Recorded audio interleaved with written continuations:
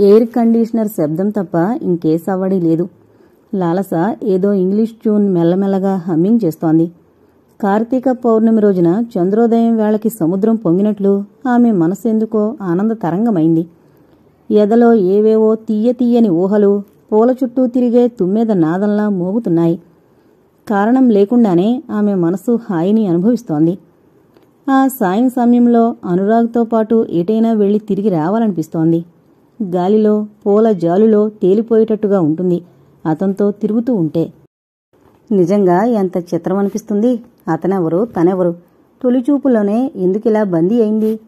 ప్రకృతికి వసంతుడు రాగానే అందాలన్నీ వెల్లివిరిసినట్టుగా స్త్రీ జీవితంలో మగవాడి ప్రవేశం అంత మధురానుభూతుల ప్రవేశం అవుతుందా?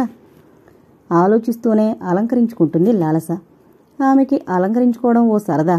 ఏ చిన్న లోపమూ లేకుండా షూటింగ్ సెట్లో ప్రవేశించే అందాల నటిలా ఉంటుంది. ఎప్పుడూ ఇంట్లో తిరుగుతున్నా బయటికి వెళ్లినా చూసేవాళ్ల కళ్ళకి ఓ అద్భుత సౌందర్యరాశిని చూసిన అనుభూతి మిగిలేలా ఉంటుంది. అందుకే అలంకరణకి ప్రత్యేక శ్రద్ధ తీసుకుంటుంది. కట్టే చీర, వేసే రవిక, తొడిగే చెప్పులు, పెట్టుకునే బొట్టు, వాచి అన్నీ మ్యాచ్ అయ్యేలా చూసుకుంటుంది. కనుల పండుగగా సెలెక్ట్ చేసుకోవడం ఆమెకు అలవాటు. ఆ రోజు మిరప్పండు రంగు పట్టుచీర ఎన్నిక చేసుకుంది. దానికి మ్యాచ్ అయ్యే పెట్టికోటు జాకెట్ తీసుకుంది. నిలువుటద్దం ముందు నుంచుని అలంకరించుకోసాగింది. భరతనాట్య ప్రదర్శనకి రంగస్థల ప్రవేశం చేయబోయే ఆరితేరిన నర్తకిలా ఉందామె శరీరం. ఏ దిగులు బుగులు ఎరగని జీవితం, బరువు బాధ్యతలు లేని బ్రతుకు, మనసుకెప్పుడు కష్టం కలిగించని తండ్రి. మనసెంత తాజాగా ఉందో ఆమె కూడా అంతటి తాజా రోజాలా ఉంది. చీర కట్టుకుని నుదుట గోధుమ గింజల సింధూర తిలకం దిద్దుకుంది. అసలే పెద్ద కళ్ళు, కొలనులో ఈదులాడే చేపలాంటి కళ్ళు, చెవుల్దాకా ఉన్నాయా అన్నంత విశాలమైన కళ్ళు. దానికి చివరంటా దిద్దిన కాటుక మరీ శోభాయమానంగా ఉంది. టేబుల్ సొరుగు తెరిచి గడియారానికి ఎర్రటి స్ట్రాప్ మార్చి చేతికి అలంకరించుకుంది. మరో చేతికి నిప్పు కణికల రంగులో ఉండే గాజులు తొడుక్కుంది. చెవులకి ఎర్రరాళ్ల దుద్దులు పెట్టుకుంది. మెడలో red gun metal gold chain 2 పొరల్ని ఒకటిగా చేర్చి వేసుకుంది. ఒక్కసారి నిలువుటద్దం ముందు నుంచుంది. గిర్రున ఎర్రనెమల్లా తిరిగింది. నాట్యాభినయంలా అనిపించింది. ఎర్రరంగు వ్యానిటీ బ్యాగ్ తీసుకుని అల్మరా దగ్గరికి వెళ్లి నెక్లెస్ పెట్టి తెరిచింది. క్షణంపాటు విభ్రాంతి, అయోమయం. ఖాళీ పెట్టే బోసినవ్వు వెక్కిరంతలా అనిపించింది. ఏమైంది నెక్లెస్? ఎర్రరాళ్ల డైమండ్ నెక్లెస్ ఎక్కడికి పోతుంది? ఆలోచిస్తూనే అన్ని సెట్స్ వెతికింది. పచ్చలహారం, వజ్రాలహారం, ముత్యాలహారం, కెంపుల నెక్లెస్, నీలిరాళ్ల నెక్లెస్, రత్నాలహారం, ఇంకా రకరకాల చైన్లు, నెక్లెస్లు అన్నీ ఉన్నాయి వరుసగా. దేనికదే విడివిడిగా దాచింది. అవి అలాగే ఉన్నాయి. ఏమైనట్టు నెక్లెస్? ఆమె ముఖాన చిరుచెమట్లు, మనసు నిండా చికాకు. ఆయా అని గట్టిగా కేకేసింది. అసహనం, కోపం. నిమిషం తర్వాత కొద్దిగా తెరిచిన స్ప్రింగ్ డోర్ని మరికొద్దిగా తెరచి ఏమ్మా అంది ఆయా. ఇక్కడ నా ఎర్రరాళ్ల నెక్లెస్ ఉండాలి, చూసావా? ఆ కంఠంలోని ఆజ్ఞ, ఆ స్వరంలోని తీవ్రత, ఆ మాటల్లోని కోపం, అసహనం ఆమెని తరతరలాడేటట్టు చేశాయి. లేదమ్మా, లేదు అంది భయంగా. ఎక్కడ పోయినట్లు? ఆలోచనగా అంది. పోయిందమ్మా? జంకుతూనే అడిగింది. ఏమో, కనిపించడం లేదు అంది దిగులుగా. అది క్షణంసేపే. ఆయా, ఇంట్లో అందరినీ పిలువు. నా గదిలో నా అలమరాలో ఉన్న నెక్లెస్ ఎలా మాయమైంది? ఎవరో కొట్టేశారు. ఎవరికంత ధైర్యం? ఈ గదిలో అడుగుపెట్టి దొంగలించి ప్రాణాలతో బయటపడాలనే ఎంత ఆశ? ప్రాణాలు తీస్తాను గర్జించినట్లు అంది లాలస. ఆయా వెళ్ళింది. వెళ్ళినట్లుగా తిరిగొచ్చింది. ఆమె వెంట ఆ ఇంట్లో పనిచేసే అందరూ వచ్చారు. చేతులు కట్టుకుని ప్రాణాలు బిగబట్టుకుని నుంచున్నారు. అప్పుడే అందరికీ తెలిసిపోయింది జరిగిందేమిటో. పేదగా, సేవకులుగా, బ్రతుకే బరువైనట్టుగా జీవితాన్ని లాక్కొస్తున్నట్టుగా సాగుతోన్న వాళ్ల జీవితంలో ఈ సంఘటన పిడుగుపాటు. ఈ పిడుగు ఎవరిపై పడుతుందో, ఎవరి జీవితాన్ని కాల్చేస్తుందో అందరి ముఖాల్లో భయం. హరిబాబు, నా గదిలోకొచ్చావా? తీవ్రంగా అడిగింది. తల్లి, ఎంత మాట! మీ గదిలో అడుగుపెట్టింది ఈ నా జీవితంలో ఇదే మొదటిసారి, చివరిసారి కూడా ఇదేనేమో అన్నాడు హరిబాబు. నా నెక్లెస్ పోయింది తెలుసా? ఇప్పుడు ఆయా చెప్పిందమ్మా. అయితే నీకు తెలీదా? సూటిగా చూసి అడిగింది. తల్లి, ఈ ఇంటికి దాసాను దాసుణ్ణి. ఇక్కడే దొంగతనం చేస్తానా? అందున మీ సొమ్ము నాశనమైపోను. ఉస్సూరు మంది లాలస. ఆమెలో ఆగ్రహం ఉవ్వెత్తున లేచి బుసలు కొట్టింది. లక్ష్మి! లాలస ఏమీ అనకముందే ఆ పిల్ల బోరున ఏడుస్తూ లాలస కాళ్లపై పడిపోయింది. నాకు తెలీదు నేనెప్పుడైనా ఈ గదికొచ్చానా అంది వెక్కుతూ. లే కఠినంగా అంది లాలస. లక్ష్మి గురించి ఆ ఇంట్లో అందరికీ తెలుసు. అందరికీ తలలో నాలుకలా పనులు చేసి పెడుతుంది. అంతేకాని దొంగతనం ఆ పిల్ల రక్తంలో లేదు. అలా నుంచో గర్జించింది లాలస. ఆ మాటలకి ఇంకా వెక్కుతూనే వెళ్లి పక్కన నుంచుంది. తర్వాత పేరున ఒక్కొక్కరిని అడిగింది. అందరూ మాకు తెలీదంటే మాకు తెలీదు అన్నారు. భిన్నత్వంలో ఏకత్వంలా అందరూ కూడబలుకున్నట్టు ఒకే మాట, మాకు తెలీదు. తల చిట్లిపోతున్నట్టుగా ఉంది లాలసకి. ఏమైంది ఈవేళ? తనెంత ఉల్లాసంగా ఉండింది. బయటకు వెళ్లి హాయిగా తిరిగి రావాలని అనుకుంది. ఈ డ్రెస్ చేసుకుంది. చూస్తే నెక్లెస్ పోయింది. ప్రశాంతంగా ఉన్న సముద్రంలో బాంబుని పేల్చి తుఫాను సృష్టించినట్టుగా ఏమిటి గందరగోళం? అనురాగ్తో హాయిగా గడపాలనుకున్న ఈ సాయం సమయం అనురాగ్ అతడేడి? ఆయా చప్పున అటు తిరిగి అతడేడి అంది. ఎవరు? చిన్నబాబుగారా అమ్మా అంది ఆయా. రావుగారిని బాబుగారిని పిలుస్తారంతా. ఈ నెల 2 నెలలుగా అటు రావుగారితో ఇటు లాలస్తో సమానంగా తిరుగుతూ ఇంటి బాధ్యతలు నిర్వహిస్తూ ఇంటిని ప్రశాంతంగా చేస్తున్నాడు అనురాగ్. అందుకే అతన్ని అందరూ చిన్నబాబుగారని పిలుచుకుంటున్నారు. అతను రాకపూర్వం ప్రతిరోజూ ముప్పుటంలా ఎవరికొకరికి చివాట్లు తిట్లు దెబ్బలు పడేవి. అతనొచ్చాక లాలస అన్ని బాధ్యతలు అతనే స్వీకరించాక అందరూ హాయిగా ఉన్నారు. చిన్నబాబుగారేమిటి, నీకు మతిపోయిందా? అతను కూడా మీలాగే ఈ ఇంట్లో నౌకరు తెలుసా? వెళ్ళి అనురాగ్ని రమ్మని పిలువు. ఇంట్లో దొంగతనం జరిగితే అందరూ బాధ్యులే. అతనేం ప్రత్యేక వ్యక్తా అంది కసుమన్నట్టు. ఆయా వెళ్లబోయింది. సరిగ్గా అప్పుడొచ్చాడు అనురాగ్. ఏదో గొడవ జరుగుతున్నట్టుగా అనిపించి అతనొచ్చాడు గది ముందుకు. రాగానే లాలస మాటలు వినిపించాయి. అతని గుండెల్లో గుణపం గుచ్చినట్లయింది. అయినా లాలస కళలు తెలిసిన అతను మనస్సును నిగ్రహించుకుని తలుపు తోసుకుంటూ వచ్చాడు. నువ్వే వచ్చావా? నా నెక్లెస్ పోయింది, తీసావా? హేళన వ్యంగ్యం అన్నీ మేళవించాయి ఆ మాటల్లో. మీ నెక్లెస్ పోయిందా అమ్మాయిగారు? ఎప్పుడు పోయింది అన్నాడతను. చూసావా, ఇతను పెద్ద నౌకరు అన్నట్టుగా ఆయవైపు చూసింది లాలస. అవును, ఎర్రరాళ్ల నెక్లెస్ 25,000 పెట్టి బాంబేలో తెచ్చారు. ఇప్పుడు నేనేం చెయ్యాలి? రేపు నాన్నగారు మద్రాసు నుంచి రాగానే నేనేం సమాధానం చెప్పాలి? నా గదిలో బీరువాలో ఉన్న నెక్లెస్ ఎలా పోయింది అంది విచారంగా. జాగ్రత్తగా వెతికారా? జాగ్రత్తగా వెతికాను. ఉంటే కనిపించేది. ఎవరో ఎత్తుకెళ్లారు. అనురాగ్, నువ్వు తీసావా? గుండెను బోకుల్లో దించినట్లయిన ఆ ప్రశ్నకి అతను తలంచుకున్నాడు. పలకవే, నువ్వే తీసావా? అవును, నువ్వే తీసుంటావు. ఈ గదిలోకి స్వేచ్ఛగా రాగలిగింది నువ్వే. రోజుకో నకిలీ చొప్పున ఖాళీ చేసి పారిపోవాలనుకున్నావేమో. అమ్మాయిగారు అతడేదో చెప్పబోయాడు. షటప్, నాన్నగారిని మోసం చేసి నాటకమాడి నమ్మించావు.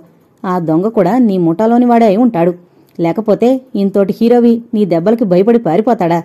అలా ఇల్లు చేరి అన్నీ కనుక్కుని మొత్తం ఖాళీ చెయ్యాలని నీ ప్లాన్ కదూ? అతని కళ్లల్లో సన్నటి నీటి పొర కదలాడింది. ఆమె అంటున్న ఒక్కొక్క మాట సోలంలా గుచ్చుకుంటోంది. ఆల్రైట్, దొంగనని ఒప్పుకోళ్లే. ఇప్పుడెలా? నాన్నగారు ఊర్లో లేరు. ఇలా లాభం లేదు. ఊరికి అడిగితే నువ్వు ఒప్పుకుంటావేం? పోలీస్ కంప్లైంట్ ఇస్తాను. ఎస్ఐకి ఫోన్ చేసి చెబుతాను. వాళ్ళొచ్చి ఒక్కొక్కరిని లాఠీలతో బాదుతారు. ముఖ్యంగా నిన్నే ఉతికేస్తారు. వీళ్లంతా తరతరాలుగా ఎన్నో ఏళ్లుగా ఇంట్లో పనిచేసేవాళ్లు. వీళ్లంతా దొంగలు కారు, దొంగతనం చేయరు. ఇన్నేళ్లయింది ఈ ఇంట్లో పూచిక పుల్ల కూడా పోలేదు. ఇప్పుడు ఏకంగా నెక్లెస్ కొట్టొచ్చినట్లు పోయింది. నీ మూలంగా నలుగురిలో ఇంటి పరువు బయటపడుతుంది. క్రమశిక్షణతో భయభక్తులతో పని మనుషుల్ని చూస్తారని ఉంచుతారని నాన్నగారికి పేరు. ఈనాటితో ఆ పేరు ఆఖరైపోయింది. అదే ధోరణిగా అంటూ ఫోన్ వద్దకు వెళ్ళింది లాలస. పిన్ను రాలితే వినిపించేటంత నిశ్శబ్దం. అందరి గుండెల్లో భయం, ఉద్వేగం. ఒకరిపై ఒకరికి అనుమానం. ఎవర్నీ నమ్మలేని స్థితి. అందరి చూపులు అనురాగ్పై. ఆగండి అమ్మాయిగారు తడబడుతూ పిలిచాడతను. కళ్ళు చిట్లించింది లాలస. ఆ నెక్లెస్ నేనే తీశానండి అన్నాడు తల వంచుకుని. దూకినంత వేగంగా వెళ్ళింది అతని దగ్గరికి. భగభగా మండుతున్న అగ్నిగుండంచెంత నిలిచినట్లుంది. అణువణువున ఆవేశం రగిలింది. అతని చొక్కా లాగిపుచ్చుకుని ఈడ్చి చెంపమీద కొట్టింది. ఎడాపెడా అలా వాయిస్తూనే ఉంది. అనురాగ్ అలాగే శిలాప్రతిమలా నుంచున్నాడు. కళ్ళు మూసుకుని మౌనంగా ఉండిపోయాడు. రాస్కెల్, మా ఇంట్లో చేరి నా పంచన బ్రతుకుతూ నాతో చనువుగా తిరుగుతూ నా నెక్లెస్ దొంగలిస్తావా? ఎంత ధైర్యం నీకు? ఎంత మోసం, ఎంత నటన అంటోంది చెంపలు వాయిస్తోంది. తప్పిపోయింది అమ్మాయిగారు అన్నాడతను. తప్పా? ఇది నేరం. నిన్నిలా వదిలేయకూడదు. పోలీసులకి రిపోర్ట్ ఇవ్వాలి. వాళ్ళు నిన్ను లాఠీలతో బాదాలి, లాకప్లో పెట్టాలి. అప్పటికి కానీ నా కసి తీరదు. నిన్నెంతగనుకున్నాను, నిన్నెంత అభిమానించాను. చివరికిలా చేస్తావా? ₹1,00,00,000 ఆస్తిస్తానంటే పైసాకి ప్రలోభపడతావా? నిన్నేం చేస్తే పాపం పోతుంది, కోపం తీరుతుంది, నిన్ను షూట్ చెయ్యాలి. ఆవేశంగా అరుస్తోంది లాలస. అనురాగ్ కిమ్మనలేదు. అమ్మాయిగారు, హరిబాబు పిలిచాడు. ఏంటి? తీవ్రంగా అంది. నాన్నగారు రేపొస్తారు, అంతదాకా ఆగండి. ఇన్నేళ్లుగా ఈ ఇంటి గుట్టు ఈ ఇంటి 4 గోళ్ల మధ్య ఉంది. ఇప్పుడు రిపోర్ట్ ఇస్తే ఈ ఇంటి పరువు మర్యాద ఏం కావాలి? పైగా నాన్నగారు ఏమంటారో నిర్ణయం ఆయనకే వదిలేయండి వినయంగా అన్నాడు హరిబాబు. ఆమె తీవ్రంగా చూసింది అనురాగ్ని. నెక్లెస్ ఎక్కడా? రేపు తెచ్చిస్తాను అన్నాడు వినయంగా. ఆ మాటలు ఆమెలో ఎంతో అసహ్యాన్ని కలిగించాయి. ఛీ, నీ ముఖం చూడాలంటేనే వెగటు పుడుతోంది. వెళ్ళు, నీ గదిలో పడుండు. ఆయా, అతనికి ఈ పూట ఏమీ ఇవ్వద్దు. ఇప్పటికదే శిక్ష. నాన్నగారొచ్చాక ఆయనిష్టం, వెళ్ళండి అంది తీవ్రంగా.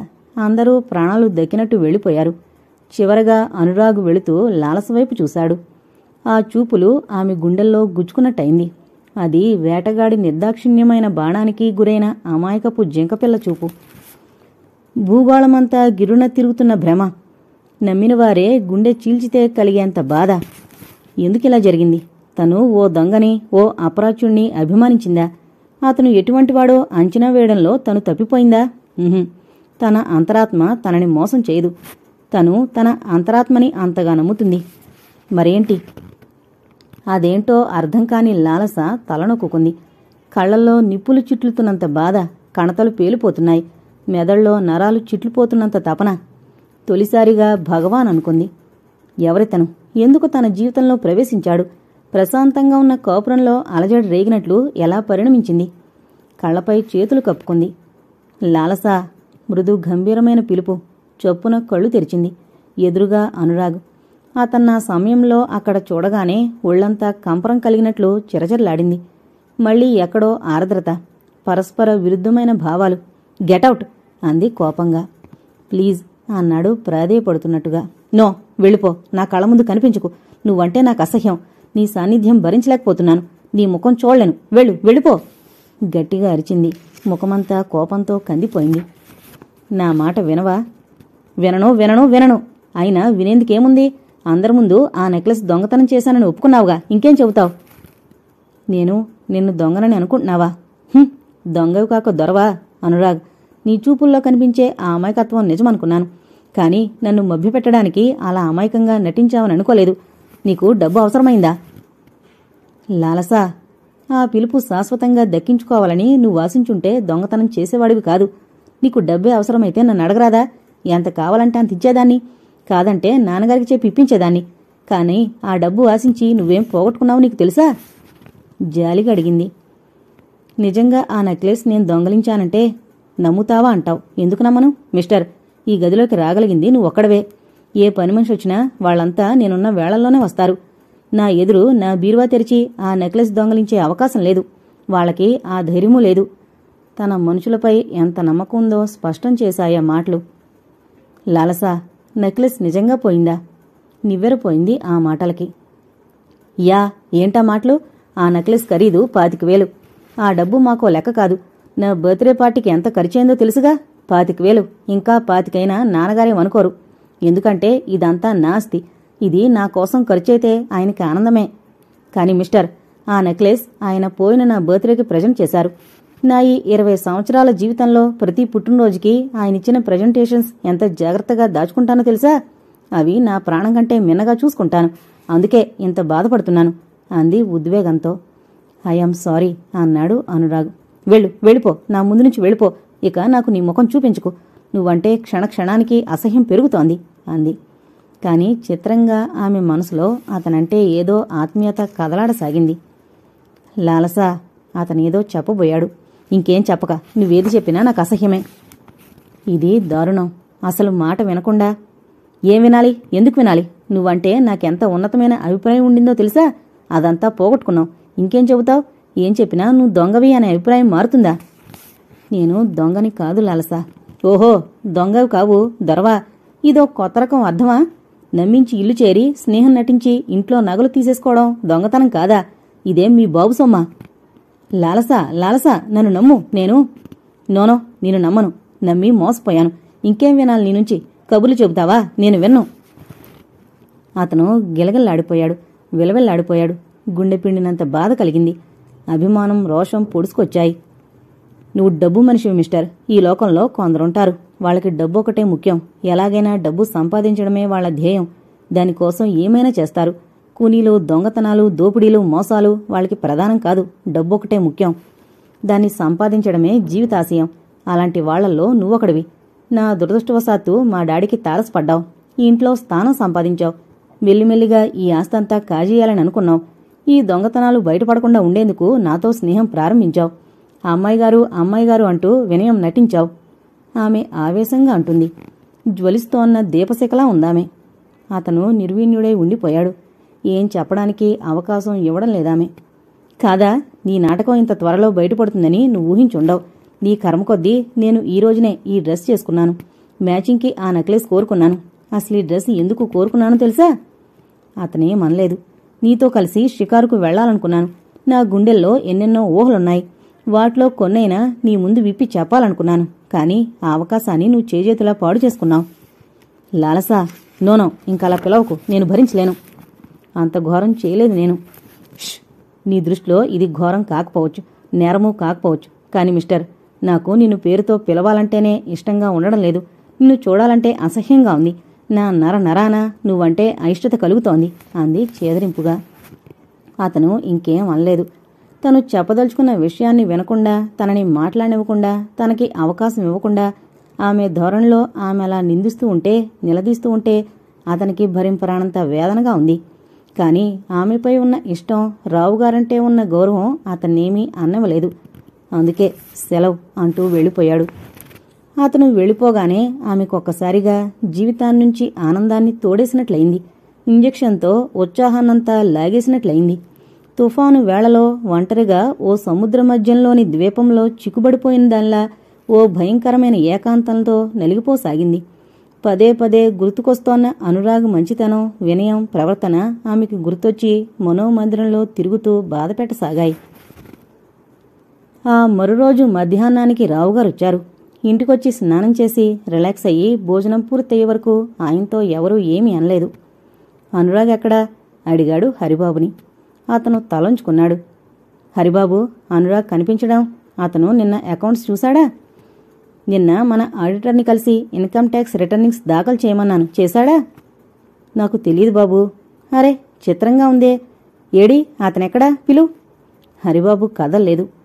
లాలస కనిపించదేం. ఇద్దరూ కలిసి ఎక్కడికైనా వెళ్లారా? హరిబాబు, ఓ మాట అడుగుతాను, చెబుతావా?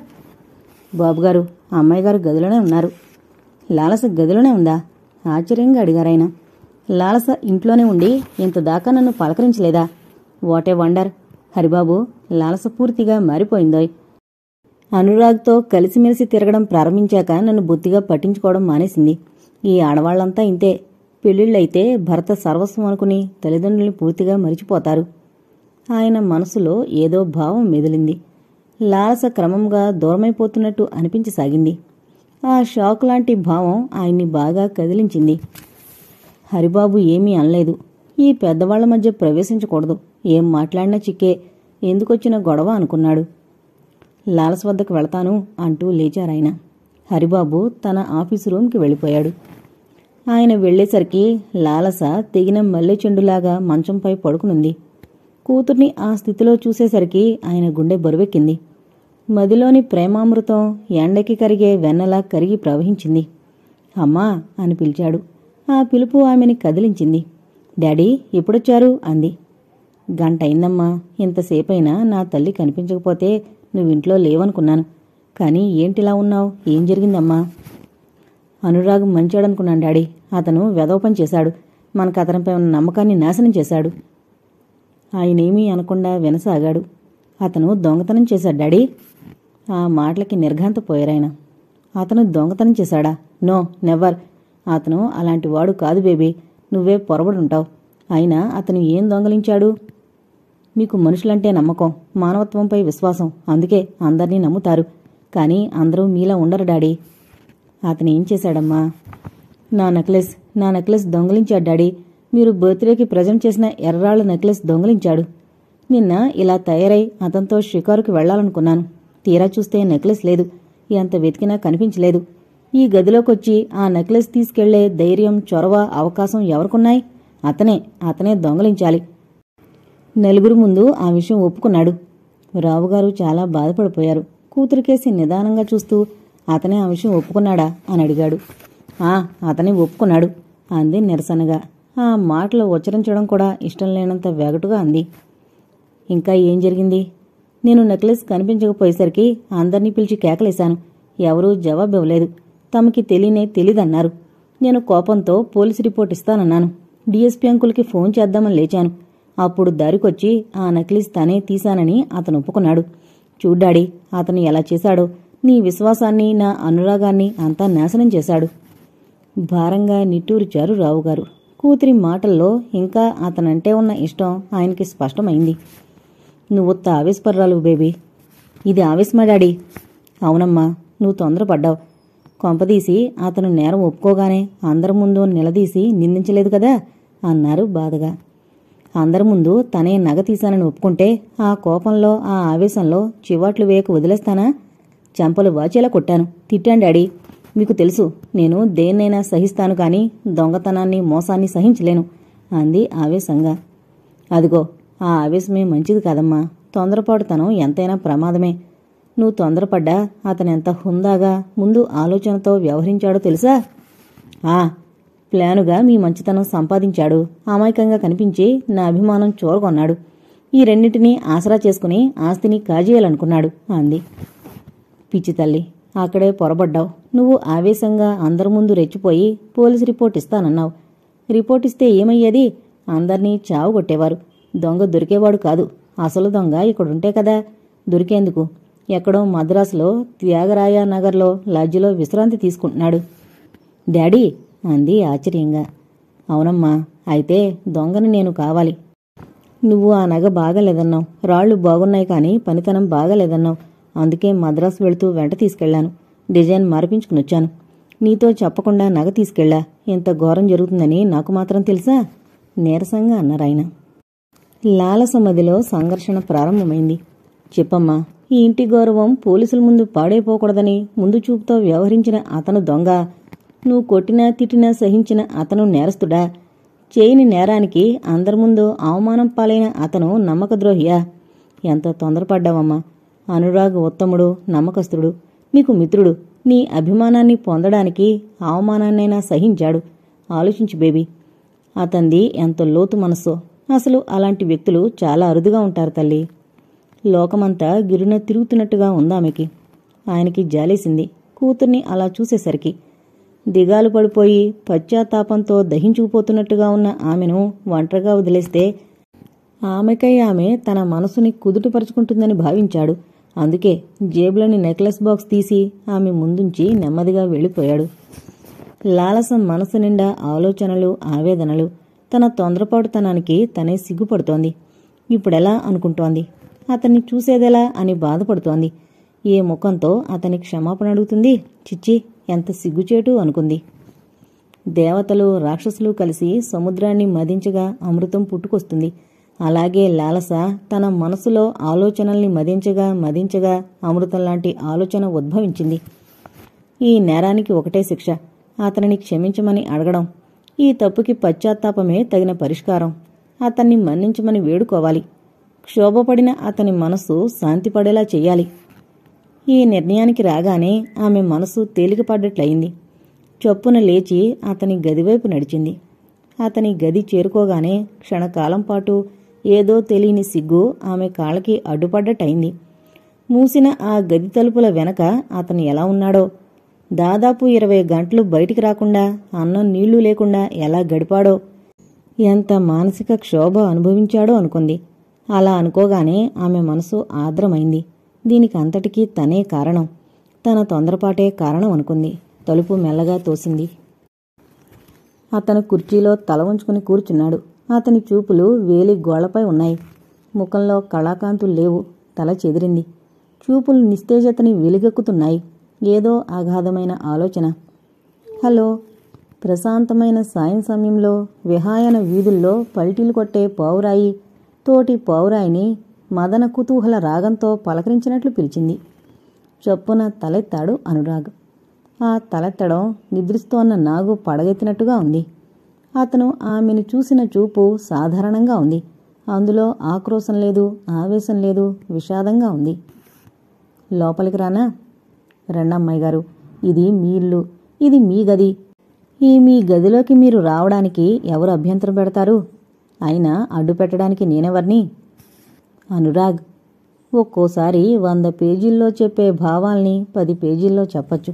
100 వాక్యాల్లో చెప్పే విషయాన్ని 10 పంక్తుల్లో చెప్పచ్చు. 10 మాటల భావాల్ని ఓ మాటలో పలికించొచ్చు. ఇన్నింటినీ, ఇవి చెప్పలేని వాటిని ఓ ముక్కలో, ఓ చూపులో చెప్పచ్చు. మాటల ద్వారా చెప్పలేని విషయాన్ని చూపుల్లో పలికించొచ్చు. ఇప్పుడదే జరిగింది. లాలస పిలిచిన ఆ పిలుపు, చూసిన ఆ చూపు, గతించిన దానికి ఆమె ఎంత పశ్చాత్తాపపడుతుందో, జరిగిపోయిన దానికి ఎంత విచారిస్తుందో అతనికి వివరించాయి.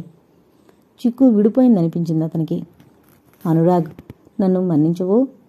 అమ్మాయి గారు, అలా అనకండి అన్నాడతను. నన్ను లాలస అని పిలువు అనురాగ్ అంది అభ్యర్థనగా. నీకు తెలుసో లేదో, నాలో దుడుకుతనం ఎక్కువ, నాలో ఆవేశం పాళ్ళెక్కువ. ఆలోచించే వ్యవధి, అవకాశం ఉన్నా నేను ఆలోచించను. మనసుకి ఏది తోస్తే అది వేగిరపాటుతో ఆచరిస్తాను.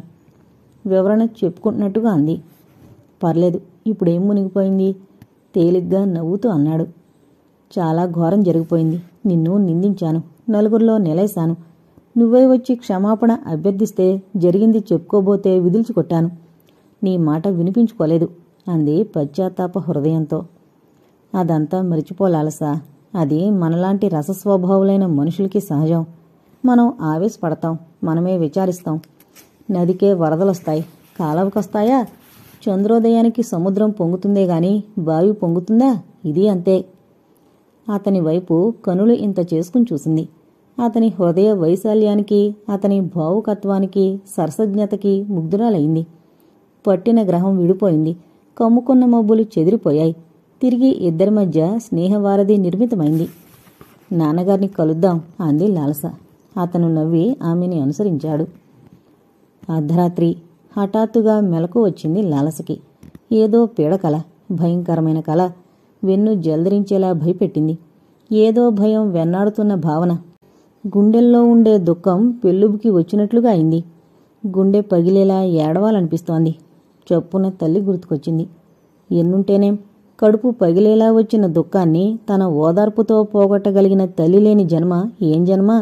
ఎంత ఐశ్వర్యం ఉంటేనేం. తండ్రి ప్రేమ వేరు, తల్లి ప్రేమ వేరు.